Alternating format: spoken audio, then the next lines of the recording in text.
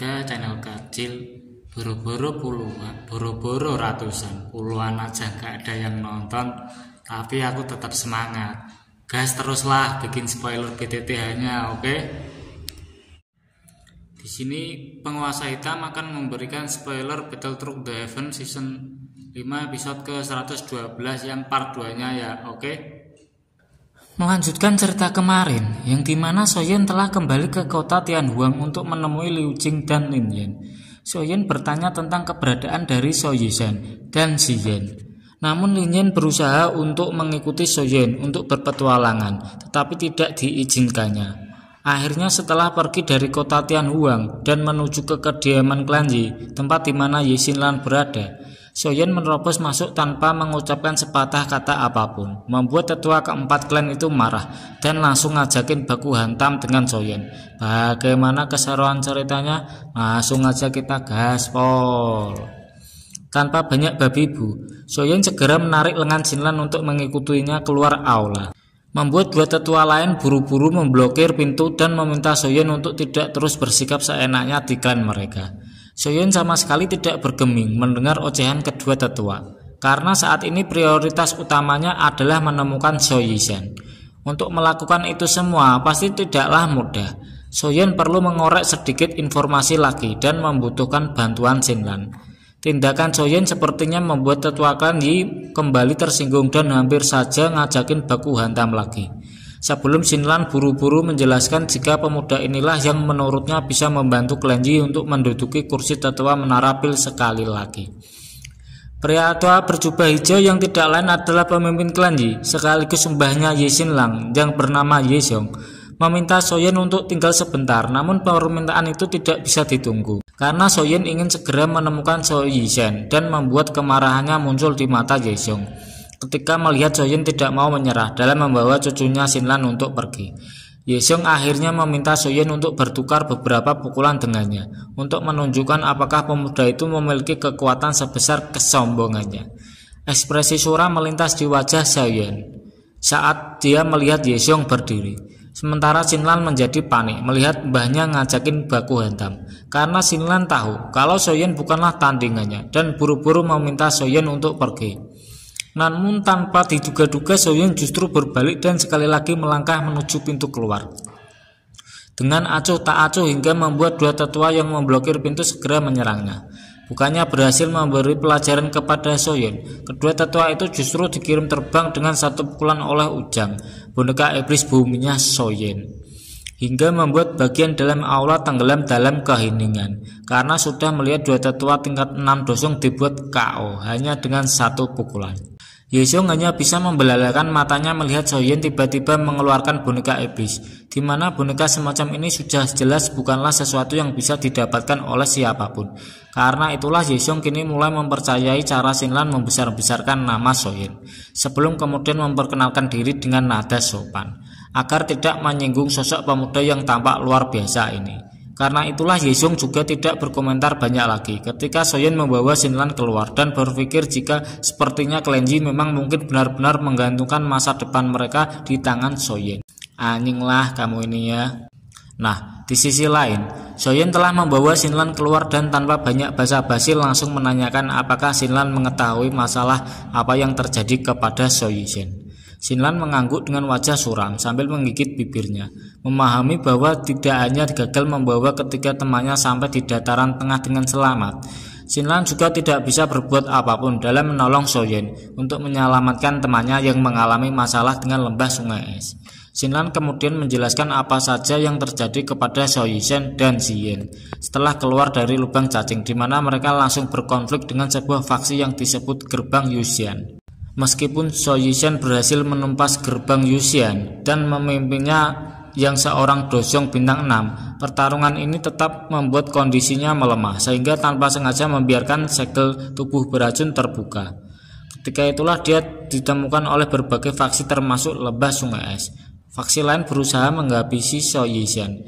Lembah sungai es justru ingin memanfaatkan tubuhnya karena memang salah satu lembah terkuat di dataran tengah itu sedang mengumpulkan berbagai tubuh unik. Soyen menghela nafas ketika melihat Xinlan, menjelaskan dengan ekspresi bersalah, sebelum kemudian menceritakan jika saat ini Soyen memang berada di dalam aliran dewa yang jatuh. Soyen tidak berkata-kata lagi dan akhirnya memutuskan untuk segera menuju aliran dewa yang jatuh, sehingga Xinlan pun segera mencalonkan diri untuk memimpin perjalanan. Soyen mengangguk, kemudian teringat sesuatu dan menanyakan apakah Ziyan juga bersama So Yishan. Namun ternyata si loli gemes itu telah menghilang tidak lama setelah mereka sampai di wilayah Bil, dan hanya meninggalkan seuntaian pesan jika ingin kembali ke rumahnya dulu. Soyen jelas bingung dan bertanya-tanya rumah mana yang Ziyan maksudkan. Namun saat ini dia hanya bisa berdoa agar si loli itu baik-baik saja, karena dia harus menyelamatkan So Yishan terlebih dulu. Aliran dewa yang jatuh tidak terlalu jauh dari kota Yi, dan Soyen hanya membutuhkan 1 hari untuk mencapai sebuah dataran yang penuh dengan keramaian. Dalam sekali lihat, Soyen langsung yakin jika keramaian itu pastilah lembah sungai es yang mencari-cari So Yishan. Xinlan menjelaskan bahwa informasi yang dia peroleh dari sesepuh lembah sungai es yaitu Bing Yuan dan Bing Fu masih memimpin pencarian, dan bahkan kepala lembah mengirim 4 dosyong lain untuk turut serta memburu So Yishan demi menangkap gadis beracun apapun yang terjadi. Soyen menghela nafas lega saat mendengar keyakinan Xinlan untuk menemukan lokasi So Yishan. Setelah memasuki aliran dewa yang jatuh, satu-satunya hal yang harus dia lakukan sekarang adalah membawa Xinlan untuk melewati para antek-antek dajjal lembah sungai es yang berjaga di pintu masuk aliran dewa yang jatuh. Begitu Soyen tiba di depan pintu masuk lembah, seseorang pria tua dengan pakaian putih itu sepertinya adalah pemimpin para penjaga. Penjaga itu membuka matanya karena dipenuhi dengan keterkejutan. Hal ini disebabkan karena banyak orang yang keluar masuk di aliran dewa yang jatuh untuk mencari So Yishan. Dia belum pernah menemukan seorang elit dosyong seperti Soyen. Yang jelas lah ya, belum pernah ketemu. Kan Soyen pemeran utamanya di sini. Lembah sungai es sendiri yang memasang bayaran tinggi bagi siapapun yang menemukan So Yishan. Semua orang berbondong-bondong datang ke aliran dewa yang jatuh untuk menangkap gadis beracun. Mereka sama sekali tidak menghalangi jalan Soyen, sehingga tuan muda ketiga keluarga So itu bisa melewati pintu masuk lembah dengan lancar. Xinlan dengan hati-hati melihat sekelilingnya sebelum mengeluarkan botol giok dan membiarkan sebuah benda kecil hitam pekat melarikan diri dari sana. Benda hitam itu adalah tikus pencari racun yang telah disempurnakan secara khusus oleh So Yishan, sehingga pasti mampu menuntun mereka pada gadis racun. Karena itulah tanpa menunggu lama, Soyen dan Xinlan pun segera mengikuti tikus dan berharap jika tikus hitam itu benar-benar mampu menuntun mereka menuju tempat So Yishan berada.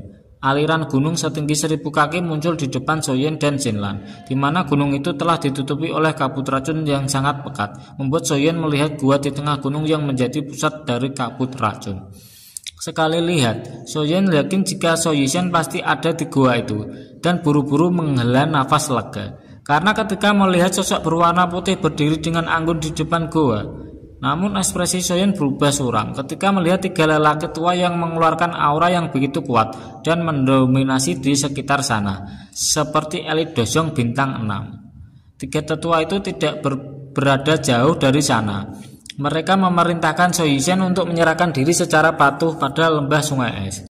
Dengan adanya 3 dosyong dan selusin doang yang mengikutinya, Soyen mulai berpikir secara matang dan menghitung perbandingan kekuatan yang dia miliki dengan lembah sungai es. Soyen dan So Yishan pasti bisa menangani masing-masing 1 dosyong, dan dia masih memiliki ujang serta Tianhuo di cincinnya. Dengan kekuatan seperti itu, Soyen langsung bertekad menuju ke sana, karena dia masih memiliki kepercayaan diri untuk memberikan perlawanan. Malah Soyen dengan yakin bisa membawa So Yishan melarikan diri dari gunung ini. Bing Yuan berbicara sangat keras dan lantang, meminta So Yishan untuk menyerah, karena satu-satunya cara bertahan hidup setelah menerima telapak misterius mata langit adalah mencari penawarnya di lembah sungai es. Namun berhubung si gadis racun ini benar-benar keras kepala seperti batu, maka para tetua lembah sungai es itu pun tidak punya pilihan kecuali membawanya pergi secara paksa. Bing Juan melambaikan lengan bajunya dan melepaskan puluhan es tusuk ke arah Soyishen yang membuat gebetan suka keceplosan kalau ngomongnya. Maksudnya teman Kang Pak Bo itu mengernyitkan kening, menyadari bahwa dengan kondisinya saat ini dia memang sama sekali tidak bisa menandingi Bing Juan. Karena itulah Soyishen tidak bisa bertarung lama-lama dengan Bing Juan maupun tetua lain. Soyishen berencana untuk meloloskan diri dari tempat ini dan mencari jalan keluar dari aliran dewa yang jatuh, sehingga membuat rombongan lembah sungai es pun segera mengaktifkan formasi penyegelan es. Semua orang bisa melihat bahwa ruang di aliran dewa yang jatuh ini tiba-tiba berhenti sebelum membentuk es yang sangat tebal dan sangat keras dengan suara retakan. Bing Juan menyinggungkan senyuman dingin saat melihat Soyishen terperangkap dalam formasi penyegelan es. Bing Juan melesat dalam sekejap mata dan telah sampai di hadapan dokter peri kecil. Tubuh cantik Soyishen seperti perahu kecil di tengah badai liar yang bergoyang ke segala arah. Mau tidak mau membenturkan telapak tangannya dan telapak tangan Bing Juan dan segera melodahkan sedikit darah dari mulutnya. Karena luka parah yang sejak awal sudah dia derita, Bing Juan di sini sudah kehilangan kesabarannya untuk berbicara kepada Soyishen. Tubuhnya dengan cepat berpindah dari posisinya saat ini, sebelum berkedip dan sekali lagi bergegas terbang menuju tempat Soyishen berada. Bing Juan terpikir untuk menyudahi pertarungan saat ini, karena Soyishen juga sudah menyadari niat membunuh yang begitu terlihat dari raut muka Bing Juan. Dengan ekspresi tanpa muka yang sudah meningkat di hatinya, buru-buru menggerakkan seluruh dogi yang tersisa di dalam tubuhnya, dan bersiap untuk memberikan perlawanan terakhir. Belum sempat mendarat, tiba-tiba dinding es besar di sekitarnya hancur lebur, menandakan ada seseorang yang baru saja menginterupsi pertarungan. Namun belum sampai Soyishen menyadari apa yang terjadi, tawa familiar terdengar di telinganya. Sebelum kemudian matanya yang cantik terbelalak tak kalah melihat sosok pemuda yang begitu dia rindukan. Soyishen menyinggungkan senyuman lembut sambil meminta maaf karena datang terlambat. Ekspresi lembut menghiasi wajah Soyishen ketika melihat pemuda itu seolah hanya dengan keberadaannya saja sudah cukup meyakinkan bahwa dirinya mulai sekarang akan baik-baik saja. Kelas ya guys ya, udah reuni lagi nih sama gebetan. Maksudnya temannya. Mampuslah itu si lembah sungai es sama Soyishen udah bikin ngamuk karena kan Soyishen terluka ya. Kalau bikin gebetannya Soyishen terluka parah mah udah gak tahu lagi guys ya. Udahlah. Semuanya pasti bakal diratain ya sama Mang Oyen. Sambil icip dikit kekuatan baru Mang Oyen ya yang baru aja dia dapatkan dari lembah api berkobar. Ben modern kabeh. Jangan lupa ya ditonton tuh terus cerita selanjutnya. Bakal update setiap hari penguasa hitam nih. Bye.